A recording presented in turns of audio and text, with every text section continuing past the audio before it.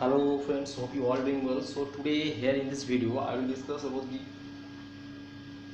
muscles of mastication. So the muscles of mastication are those muscles which helps in mastications in mastications. So they are classified into two parts, mainly main and accessory muscles. Number one is main muscles and number two accessory. Main and accessory. So mains are the muscles which are attached to the rami of mandible. The mains muscles are those muscles which are attached to the rami of mandible, and accessory muscles are those muscles which are not attached to the mandible, like the buccinator muscles, buccinator, like the buccinator muscles. So there are but uh, main muscles and accessory muscles. Without these two muscles, the other things like tongue, lips, and are also important in structure. Tongue, lips are also important structure which helps in assist in mastication.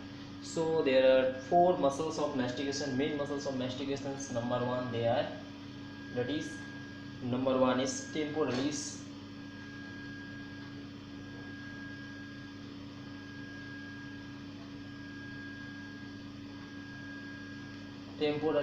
Number two, that is medial pterygoid.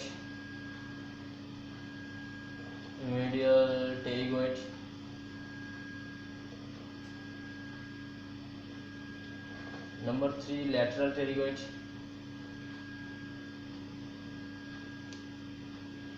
And number four, that is masseter muscles.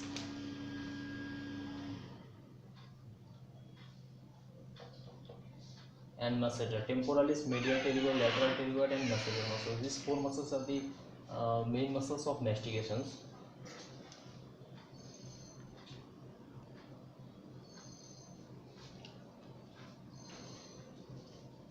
These are present with the following structures, following features, like number one, the muscles except masseter are located in the infratemporal region. Except the masseter muscles, these three are located in the infratemporal region. And number two, all these muscles are inserted in the ramus of mandible. Sorry, they are inserted in the ramus of mandible.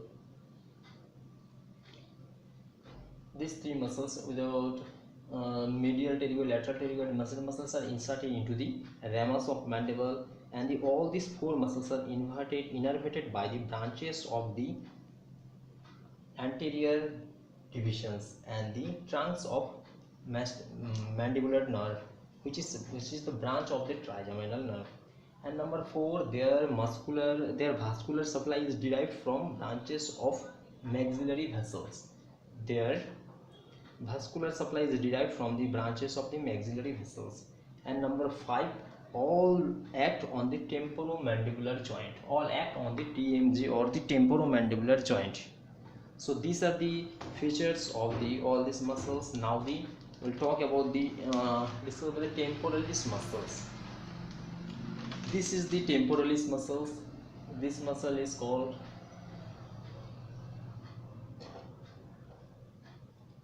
temporalis muscles, and this is masseter muscles.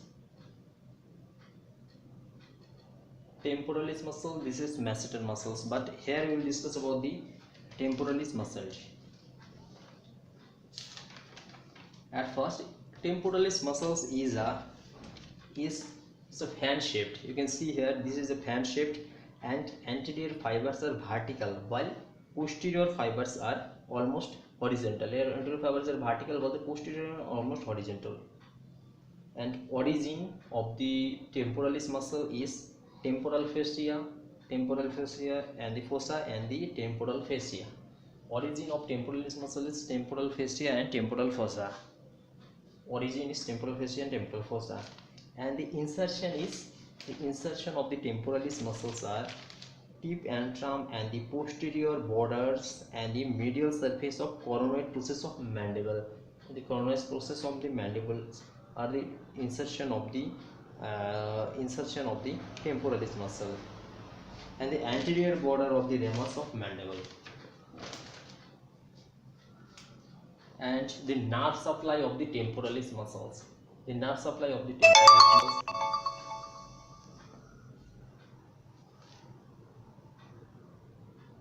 So nerve supply of the temporal muscle. Two deep temporal branches from the anterior division of mandibular nerve are supply the temporalis muscles.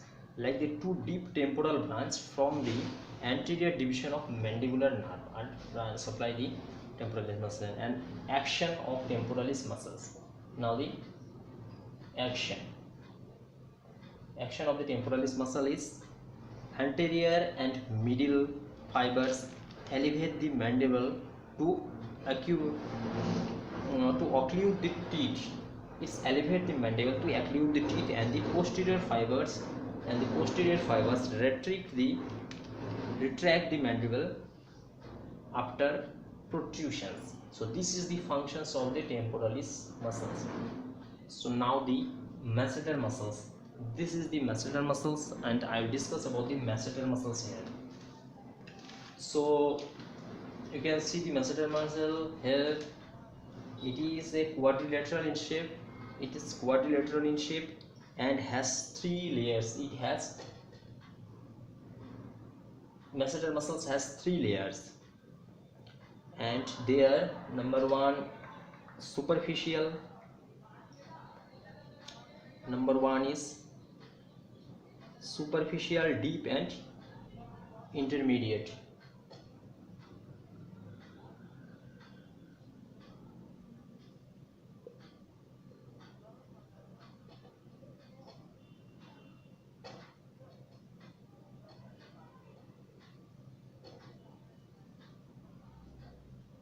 Superficial, deep, and intermediate. So these are the 3 layers of the masseter muscle.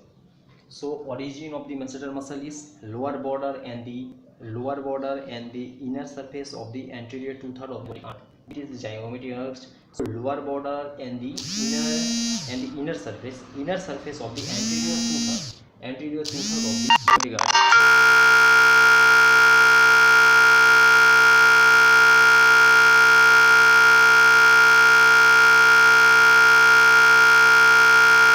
Now the origin is none.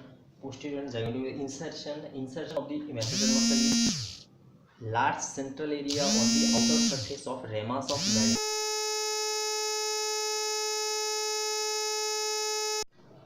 So now the insertion of the masseter muscles. Yes, masseter muscle insert into the large central area on outer surface of the ramus of mandible. Large surface is the outer surface of the ramus of mandible.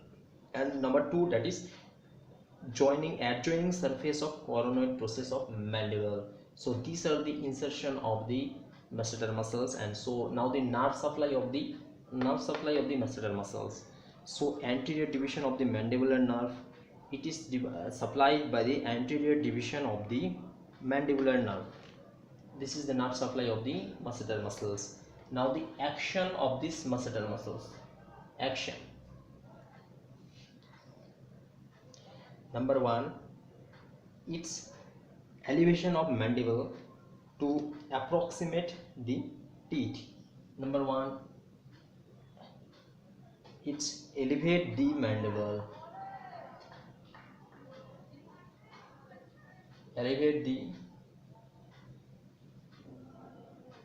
It's elevate the mandible to approximate the teeth. Number 2, that is retraction of mandible.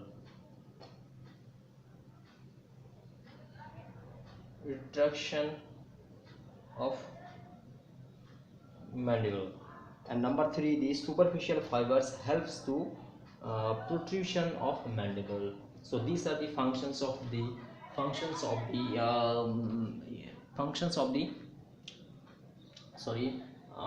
masseter muscles. So now the lateral pterygoid and medial pterygoid and the lateral pterygoid muscles.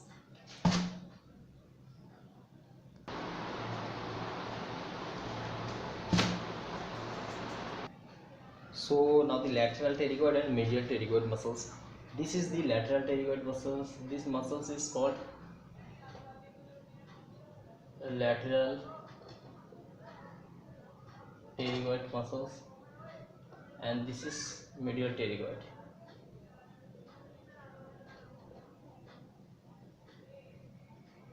This is lateral pterygoid and this is medial pterygoid. This is the two muscles which are also the muscles of mastication. So the now lateral pterygoid. Now let's talk about the lateral pterygoid. Lateral pterygoid is the key muscles of the infratemporal fossa. It is the key muscle of the infratemporal fossa. Its origin is upper head. Origin is upper head, lower head of temporomandibular infratemporal fossa of the greater wings of sphenoid. So upper head of the infratemporal surface of the greater wing of sphenoid. It is the upper head. Now the lower head arises from the upper head of the upper head of the lateral pterygoid arises from the infratemporal surface of the greater wings of the sphenoid, and the lower head of the lateral pterygoid arises from the lateral surface of lateral pterygoid plate of sphenoid bone. Lateral surface of lateral pterygoid plate of sphenoid bone. So now the insertion of the lateral pterygoid is pterygoid fovea in the anterior surface of neck of mandible, in the neck of mandible. So the pterygoid fovea in the anterior surface of neck of mandible, and the adjoining articular disc and the capsule of temporomandibular joint is the insertion of the lateral pterygoid muscles. So now the nerve supply of the lateral pterygoid muscle is a branch of the anterior divisions of mandibular nerve. Anterior division of mandibular nerve. Anterior division of mandibular nerve.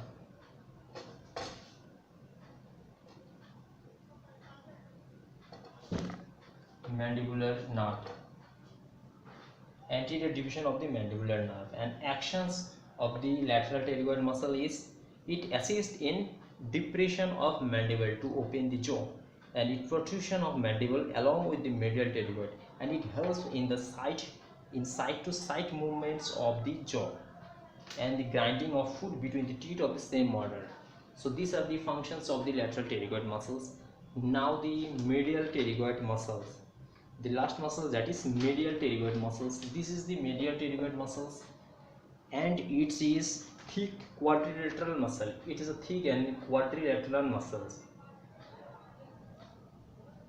and its origin superficial head of the superficial head arises from the infratemporal surface of maxilla and the adjoining surface of pyramidal process of palatine bone, and the deep head it's a larger and arises from the medial surface of lateral pterygoid plate of sphenoid bone. So now the insertion of the medial pterygoid muscles. Now the insertion, it insert into the medial surface of ramus of mandible. Here is the insert surface of the ramus of the mandible, and its inner aspect of angle of and the inner surface is at the angle of mandible. Here, this is the angle of mandible. And the nerve supply. So the nerve supply of the lateral medial pterygoid muscles is nerve to medial pterygoid, branch of the main trunk of mandibular nerve. Nerves to medial pterygoid. Nerve to medial pterygoid. Nerve to medial pterygoid. So this is the nerve supply of the lateral pterygoid muscles. Medial pterygoid muscles. Now the action. It assists in elevation of mandible. Number 1, elevation of mandible. That is elevation of mandible.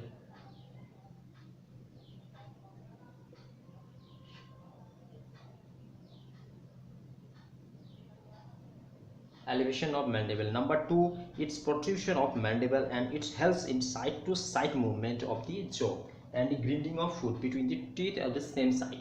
So these are the functions of the lateral medial pterygoid muscles. So I have discussed about these masseter muscles, about the muscles of mastication in this video. So there are different muscles of mastications. Number 1, masseter, lateral pterygoid, medial pterygoid, then the temporalis. So thank you for watching this video, and please subscribe this channel.